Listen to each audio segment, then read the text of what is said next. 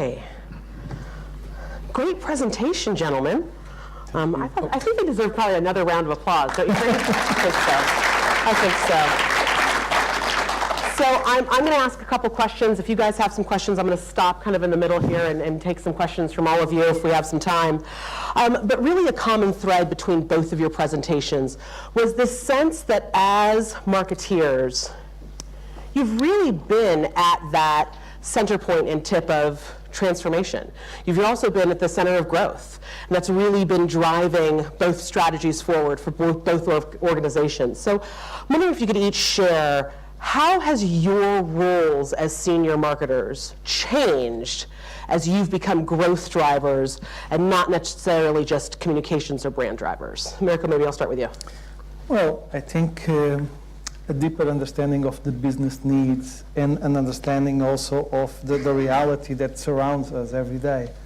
Understanding the transformation that is happening, and you want to be part of that. You want to lead that. You can't be just kind of, let me see what happens and then I will decide 6 months later. That no longer works. And I think self-awareness that the challenges that the marketers have today, they are no longer communication challenges only. Today, the business is totally different from what it was some years ago. So the briefings to the agencies, in a way, they are no longer about, let's do a new campaign for 2019. No, the marketing variables are changing. The marketing problems that you are trying to solve are different. So we need to reflect that. And of course, work with the right people as well. I think that is very, very important. Absolutely, absolutely. Simon? I think the biggest change, obviously, is responsibility for bottom line. Yeah. I mean, that really sharpens your focus. Absolutely. Pretty quickly. I'm a CMO of the company. I also look after PR as well. So slightly unusual. We've combined both roles. I come from a PR background, but I'm a complete advocate of integrated communications. But I share the sales objective with the head of sales and also a profit objective as well. And I have an additional responsibility as I run licensing and partnerships. So I have a separate P&L that I run on that side of the business. So, and you know, we're expected. I mean, the way Andy runs the company, he expects everybody to contribute and to innovate and create, and that's why.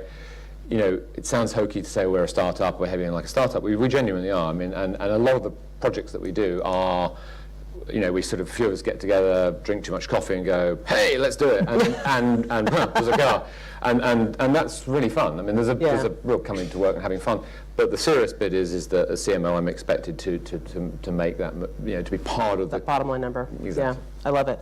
And I love that you're, basically what I've learned about Aston Martin is you're run on Red Bull and coffee. Yes. Okay, just so we're clear. I just wanted to make sure that. Tea as well. Tea there, a little bit of tea, but then primarily Red Bull and coffee. Okay, great. Caffeinated beverages are a must. For anyone that followed any of the coverage of Davos this year, I think almost every presentation mentioned AI at some point in the conversation. And I think one of the least doomsday sounding statements that came out of all of Davos was actually from Google's CEO, who said that AI was, to master AI was, and I quote, more important to humanity than the mastery of fire or electricity. So, you know, not really that important, apparently. So I think the reality today is everyone's talking about AI, everyone's talking about machines. I loved it in your slide, you have one robot. You know, so I guess the question that I have for you guys both is, as brand leaders, have a new world of technology at your fingertips and available to you is the brightest shiny tools. What is it that you are valuing as, you know, when it comes to things like AI, cognitive computing, et cetera? Where do you see the future in that, and where are you seeing those applications? Do you have any big, bold, it's more important than fire or electricity predictions that you guys can make here about what technologies you're using that are advancing that experience and are really taking you to the next level? And Simon, I'll start with you. I mentioned in my presentation we made the transition to a modern CRM platform, so with Salesforce. So everything that we can do to learn about the customer and how the customer behaves, and how we go finding people that don't know us and Sure. the potential. So I think there's a lot that we can use, and I went to Dreamforce this year in San Francisco, and I Played with Einstein. drank the Kool-Aid, and, Yep. and it's I'm big into what they do, and so I think that although we in our business the personal touch is absolutely critical. Yeah. I mean, it really is so important. However, the behind the scenes should be a very sophisticated engine to enable us to understand how to reach the right people at the right time. The second bit has to be our product. So CASE, Connected, Autonomous, Shared and Electrification, and it's coming, and autonomy is coming, and we have to figure out as a luxury brand what the logical path and the logical applications for that will be. The component systems that make up autonomy, many of those are starting to come into our cars anyway, so they're safety related systems, so that's absolutely right, and some of those are being legislated, some of them we're bringing in ourselves. The future, if we're in a day, and it's going to happen, that Piccadilly, Oxford Street will be first zero emission. Okay, I'll make that bold prediction. Going to happen, and then probably it will be autonomous. So you won't be able to drive your own car. Now you walk around here. There's quite a lot of our customers live around here, so it's a bit of a bummer that I can't. They can't drive their Aston Martin into park outside their house in Mayfair. So I kind of need to give them a clean, autonomous product in the future that's going to enable them to actually get home. First world problems.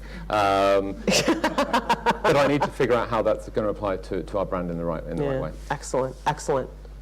Well, going back to the quote from the Google CEO, I once saw a presentation about AI that the presenter said, in the future, we work for AI, we work with AI, or we manage AI. But AI will be present in our lives in the future.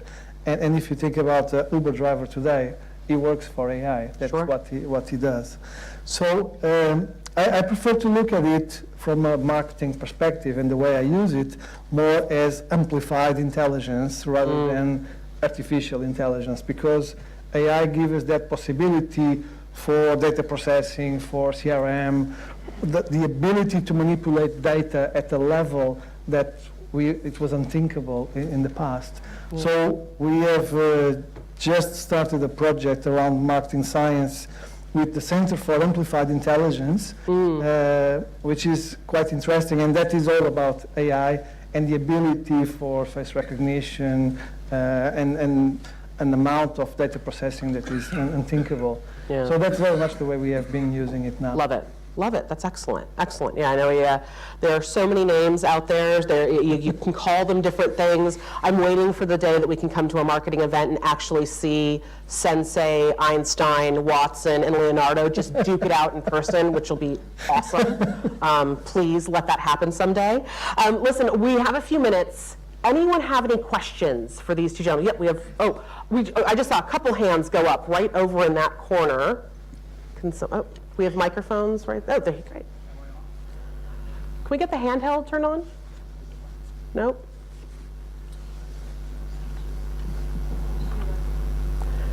If you shout the question to me, I'll repeat it. Oh, there we go. Okay, listen. Okay, I've got a question for Simon.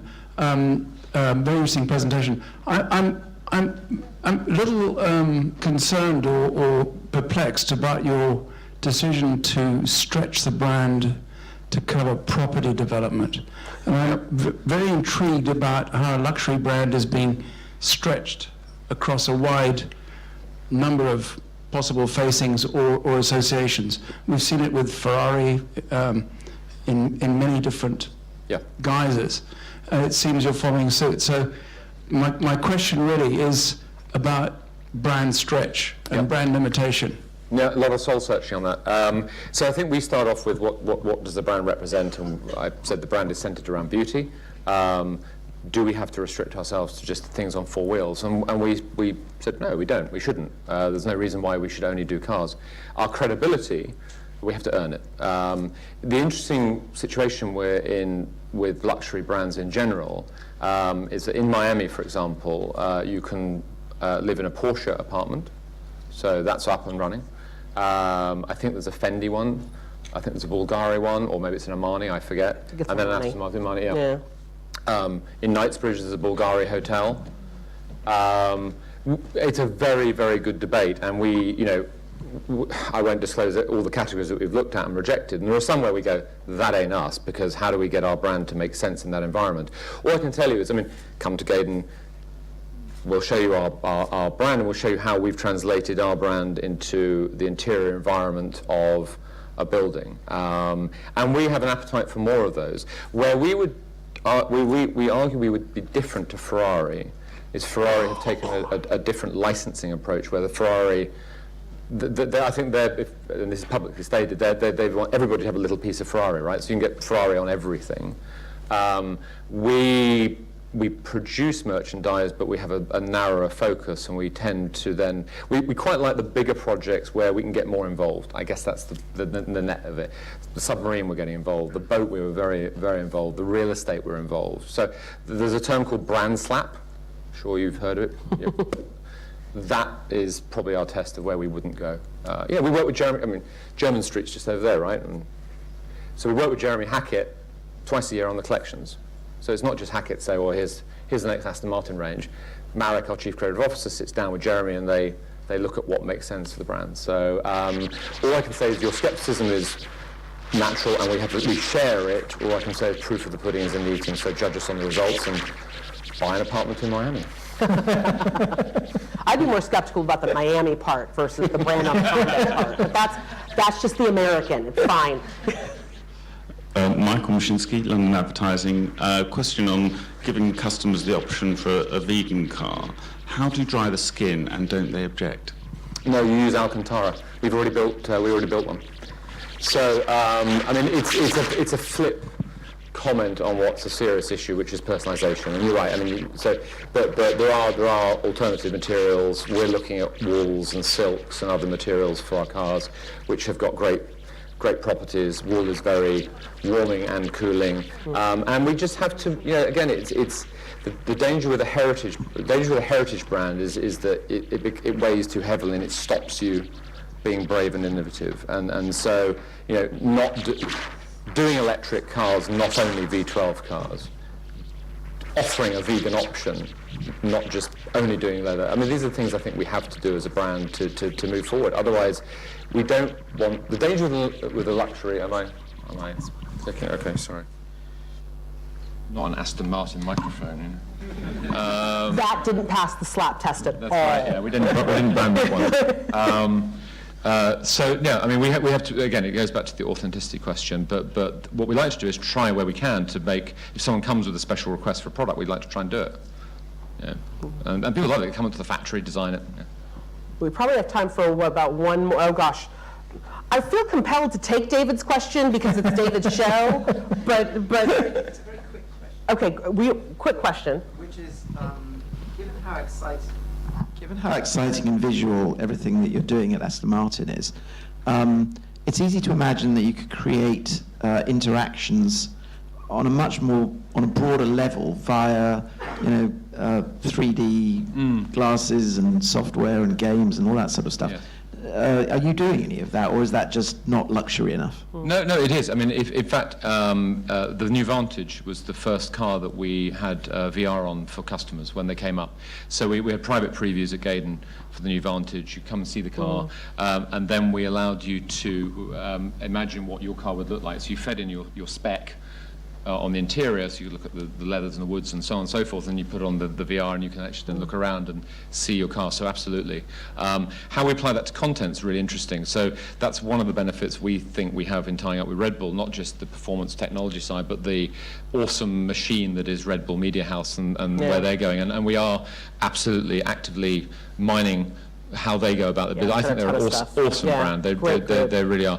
So VR absolutely plays a role, and video games play a role. The PlayStation of today is the corgi toy of yesterday, if that makes any sense. The number of people that come to our factory and say, I had this when I was a small boy or girl, and I always dreamed I would have a Aston Martin, and they often bring up the car. It's always got the little man missing. And so today, our competitor brands do very well at this. People people have their favourites, a Lamborghini or a McLaren or a Ferrari or an Aston Martin. So, and video games are going to get more immersive, so it's going to happen, and we're absolutely ready for it. Americo, I'm going to ask you to kind of expand on David's question. Are you looking at any new technologies, any new kind of emerging channels, whether it's something like VR, any of the augmented realities? Are you looking at any of those as you're looking at your digital and your content strategy? Well, we are looking at facilitating the interactions that our retail customers have with us at the retail stations, making that experience a better experience. Yeah. And we have a great project that we developed with a competitor of Aston Martin, where you can, through in-car entertainment, you can pay inside the car through the app that is installed in the car. So, and that is really a nice user-friendly experience that will evolve in the future. We don't compete with Jaguar, they're our friends. The way y'all say it. If I was trying to be polite, not referring the competition, but okay, you mentioned it. So listen, I want to close out with one question, because we're just at the end of our time here. You're sitting in a room full of your peers, lots of folks from lots of different brands, both very seasoned marketeers. What is that one piece of advice that you would want everyone to walk away with as you're looking at not only being the growth drivers, looking at the bottom line, but quite frankly, you are both extremely established, yet also innovative and disruptive brands. It's kind of a very hard mix to try to be. What's that piece of advice that you would leave this room with? And Americo, I'll start with you. I would say my advice is to make the most out of all the information that is available for you today. And then I would say things like social media listening, all that is available. And a lot of brands, and I know a lot of people, they just talk about this information on almost like a pause evaluation of what happened. Was the result good? Was the result bad? When in fact, this information is available for you well before, that allow you really to distill some great insights that will help you to do great briefings, that will help you to excite your agencies to get great work out of them. But we need to challenge our agencies with great briefings. To do a great briefing, you need great insights. To have great insights, you need to look at the data before. So that would be my 5 cents of Love advice. it. That's great. Thank you. That's great. Simon. Maybe you expect me to say this, but I always go back to storytelling. I really do. I've been saying this for 20 years. The channels are changing, but the channels are empty buckets to be filled, crudely. And I think there's so much choice out there. There's so much noise, and the authenticity. The ability to tell your story in a genuine and engaging way, not being obsessed with mass. And I'm fortunate, luxury doesn't necessarily need to sell to everybody. But the point being is that storytelling and the narrative, understanding your brand. I think there's a great point made before the break about getting employees to live the brand. Yeah. Our employee, I wear an Aston Martin sweater. Really, we all wear the wings. it really matters, and the customers love that. They really do. So for us. Centering the brand, its narrative, and then I would argue, focus on that before you worry about which channels. Focus on getting your story right. I love it. I love it. I would say, listen, if everyone in this room can jump off a diving board like they did in your video, or fearlessly wear a nose ring with that level of confidence, I think we're all going to be in a much better place. So I want to thank everyone from Brand Finance. I want to thank you, gentlemen. Thank you all so much. Thank you so much. Pleasure to meet you. So just quickly to sum that one up, thank you to our panelists, Liz, Americo, and Simon. And just a reminder on the timings, if you could please make your way back here for 3:15, we will be continuing the rest of the session. So thanks very much. Thanks again.